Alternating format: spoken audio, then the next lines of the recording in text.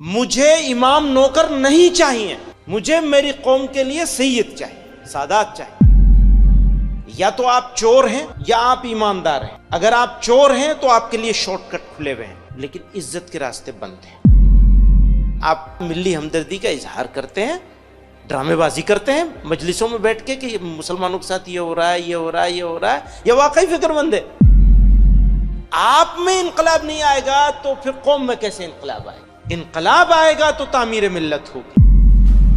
ہماری لڑائی تو ہماری خود سے ہے، دوسرے کسی سے نہیں ہے۔ میں معافی چاہتا ہوں اس بات کے لیے، ہمارے لوگ بہت ناراض ہوتے ہیں اس بات پر۔ ہماری لڑائی کسی اور سے نہیں ہے، ہماری لڑائی تو ہماری خود سے ہے۔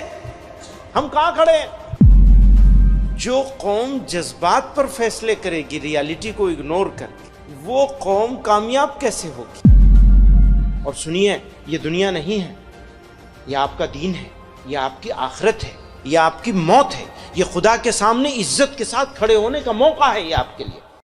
مجھے امام نوکر نہیں چاہیے، مجھے میری قوم کے لیے سید چاہیے، سادات چاہیے، جو قوم کی سیادت کریں، قیادت کریں۔ امام نماز کا امام نہیں ہے، قوم کا اور ملت کا قائد ہے، سید القوم ہے۔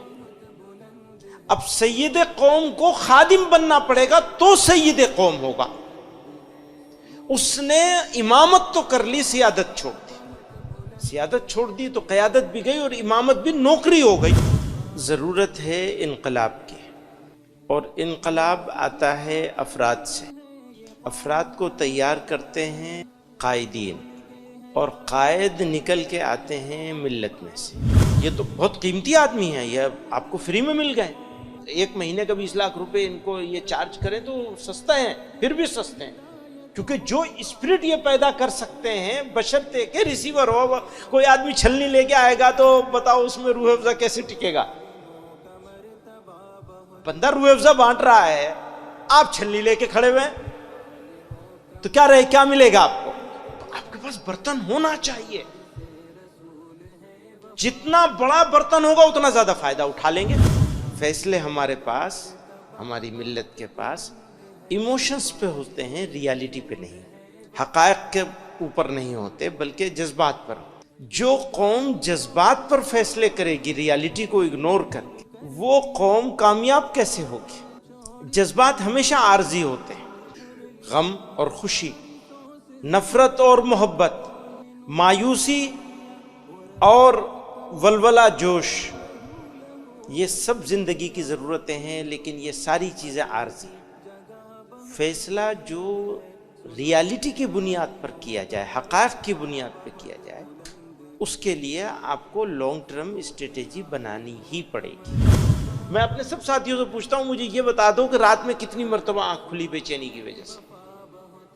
اگر آنکھ نہیں کھل رہی ہے بے چینی کی وجہ سے، اور نیند نہیں بھاگ جاتی ہے 2 بجے 3 بجے، کسی دن کم سے کم روزانہ نہ صحیح، تو پھر دیکھنا چاہیے کہ آپ ملی ہمدردی کا اظہار کرتے ہیں، ڈرامے بازی کرتے ہیں مجلسوں میں بیٹھ کے کہ مسلمانوں کے ساتھ یہ ہو رہا ہے، یہ ہو رہا ہے، یہ ہو رہا ہے، یہ واقعی فکر مند ہے۔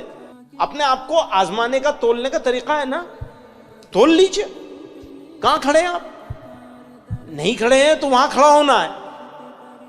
اس کھڑے ہونے کے لیے کوشش کرنی ہے، اپنے آپ کو مینٹلی پریپیئر کرنا ہے، تیار کرنا ہے۔ تیار کر لیا تو راستہ، منزل، مشکلیں سب آسان ہو جائیں۔ آپ کو یہ بلڈنگ بنانی ہے، اوپر سے کیسے بنائیں گے آپ کو نیچے سے بنانی پڑے گی نا۔ کام کہاں سے ہوگا؟ نیچے سے ہوگا۔ نیچا کون ہے؟ سب سے نیچے شروعات کہاں سے کریں گے آپ؟ گاؤں سے، محلے سے۔ اپنے گاؤں سے کرنا پڑے گا یا اپنے گاؤں کے پڑوس کے گاؤں سے کرنا پڑے گا؟ اگر آپ محلے کے رہنے والے تو بھی آپ کو گاؤں میں جانا پڑے گا، یا محلے میں پڑوس کے محلے سے کرنا پڑے گا۔ آپ کا محلہ نہیں سدھرے گا، آپ کا گاؤں نہیں سدھرے گا تو ملک کے مسلمان کیسے سدھریں گے؟ کوئی راستہ شارٹ کٹ نہیں ہے، انفرادی زندگی میں بھی کوئی راستہ شارٹ کٹ نہیں ہے، کبھی یاد رکھیے گا اس بات۔ کوئی شارٹ کٹ نہیں ہے۔ یا تو آپ چور ہیں یا آپ ایماندار ہیں۔ اگر آپ چور ہیں تو آپ کے لیے شارٹ کٹ کھلے ہوئے ہیں، لیکن عزت کے راستے بند ہیں۔ یا آپ ایماندار ہیں تو آپ کے لیے کوئی شارٹ کٹ نہیں۔ آپ کو ہمیشہ لمبا راستہ چاہیے۔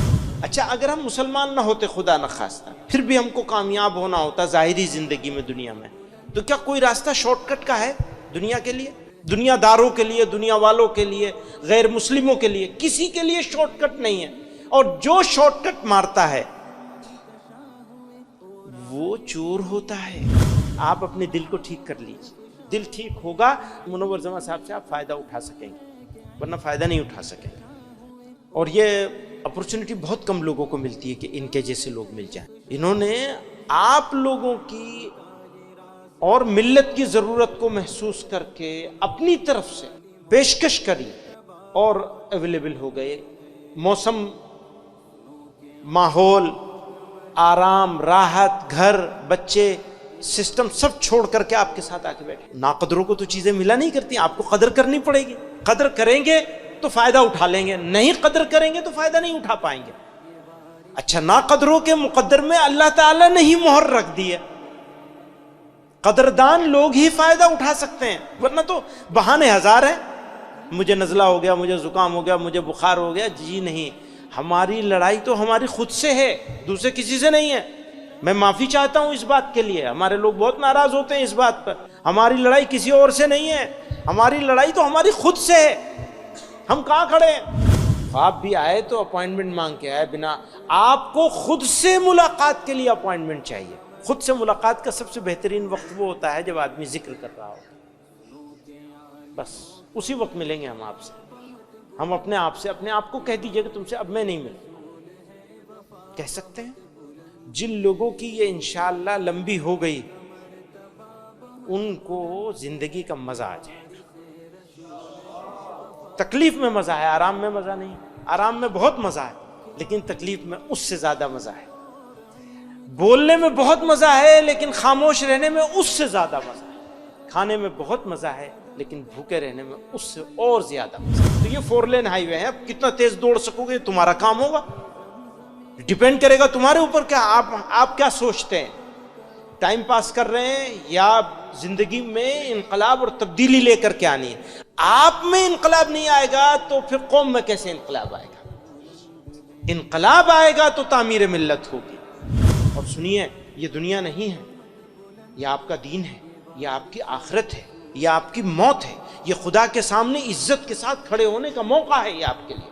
یہ دنیا نہیں ہے جو آپ انگلش سیکھ رہے ہیں، زبان سیکھ رہے ہیں، آپ کو تربیت کی کوشش کری جا رہی ہے، یہ آخرت ہی کے لیے ہے، دنیا کے لیے کچھ نہیں۔ البتہ اللہ تعالیٰ دنیا میں آپ کو بدلے میں عزت ضرور عطا کریں گے، اللہ تعالیٰ آپ کو ضائع نہیں کریں گے، بشرطے کہ اللہ تعالیٰ کے ساتھ آپ کا رابطہ۔ شاعر نے کہا، کارواں کو منزلوں کا انتظار ہے، کارواں کو منزلوں کا انتظار ہے، میں کہتا ہوں منزلوں کو کارواں کا انتظار ہے۔ اللہ میاں انتظار میں بیٹھے ہیں، ان کا دروازہ بند نہیں، کھلا ہوا ہے، وہ آپ کے انتظار میں ہے۔ تبھی تو فرمایا کہ تم 1 قدم چلو گے تو میں 10 قدم چلوں گا، تم 1 قدم چلو گے تو میں 10 قدم چلوں گا۔ آپ کو 1 قدم چلنا ہے بس، پھر تو وہ آپ کو اپنی رحمتوں سے گھیر لیں گے۔ ہم ان کے شکر گزار ہیں، بہت احسان مند ہوں، میں ذاتی طور پر بہت احسان مند ہوں، اور میں یہ امید کرتا ہوں کہ یہ صرف ابھی نہیں، آگے بھی آپ لوگوں کی سرپرستی کرتے رہیں گے، آگے بڑھانے کے راستے۔ اور آدمی کو جج مت کیا کرو پلیز، کبھی کسی آدمی کو ججمنٹل مت بنو۔ ججمنٹل سمجھتے ہیں نا، آدمیوں کے بارے میں فیصلہ کرنا۔ مثلا کوئی کہے گا یہ تو فوٹو بنانے کے چکر میں رہتا ہے، ہاں بنانے دیجئے آپ ان کو، اس لیے کہ ان کو لاکھوں لوگوں تک پہنچنا، آپ ان کو ان کا کام کرنے دیجئے، آپ جج مت کیجئے ان کو۔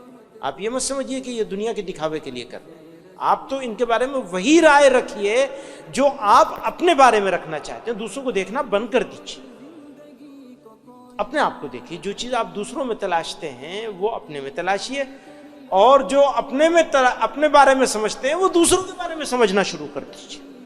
بدل دیجئے اپنے آپ کو، جگہ بدل لیجئے، آپ ان کی جگہ پہ آ جائیے اور ان کو اپنی جگہ پہ رکھ لیجئے۔ اس معاملے میں جہاں ججمنٹل، پوری قوم میری ججمنٹ کرنے لگی، انہوں نے یہ کہا تو اچھا اس لیے کہا ہوگا، انہوں نے یہ کیا تو اچھا اس لیے کیا ہوگا، نو، آپ نہیں جانتے، اللہ میاں جانتا ہے. آپ اللہ میاں بن رہے ہیں؟ بن سکتا ہے کوئی؟ پھر کیسے جج کر سکتے ہیں؟ آنکھ سے دیکھ کر بھی جج نہیں کیا جا سکتا. کئی مرتبہ آنکھ سے دیکھی ہوئی چیز بھی غلط ہو جاتی ہے، کیونکہ دل کا معاملہ تو اللہ ہی کے ہاتھ میں ہے. بس